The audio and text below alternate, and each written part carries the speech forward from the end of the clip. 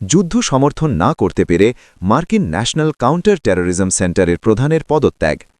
যুক্তরাষ্ট্রের national counter terrorism সেন্টারের পরিচালক জো কেন্ট সামাজিক যোগাযোগ মাধ্যমে তার পদত্যাগের ঘোষণা দিয়েছেন, যেখানে তিনি জানিয়েছেন যে বিবেকের তাড়নায় আমি ইরানের সাথে চলমান এই যুদ্ধকে সমর্থন করতে পারছি না। ট্রাম্পের উদ্দেশ্যে লেখা তার পদত্যাগপত্রে কেন্ট বলেন, ইরান আমাদের জাতির জন্য কোনো আসন্ন হুমকি ছিল না। এটি স্পষ্ট যে আমরা ইসরায়েল এবং তাদের শক্তিশালী আমেরিকান লবির চাপে এই যুদ্ধ শুরু করেছি। তিনি আরও উল্লেখ করেন, আমি সেই মূল্যবোধ ও পররাষ্ট্রনীতিকে সমর্থন করি যার ভিত্তিতে আপনি 2016, 2020 এবং 2024 সালে প্রচারণা চালিয়েছিলেন এবং যা আপনার প্রথম মেয়াদে কার্যকর করেছিলেন।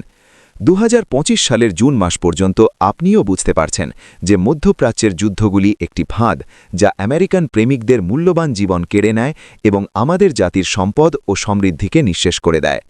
তিনি লেখেন, একজন প্রবীণ সৈনিক হিসাবে যিনি 11 বার যুদ্ধক্ষেত্রে নিয়োজিত ছিল এবং একজন গোল্ড স্টার স্বামী হিসাবে যিনি ইসরায়েলের তৈরি একটি যুদ্ধে তার প্রিয়তমা শ্যাননকে হারিয়েছেন, আমি পরবর্তী প্রজন্মকে এমন একটি যুদ্ধে লড়তে বা মরতে পাঠাতে পারি না যা আমেরিকান জনগণের কোনো উপকারে আসে না বা আমেরিকানদের জীবনের বিনিময়েও সমর্থনযোগ্য নয়।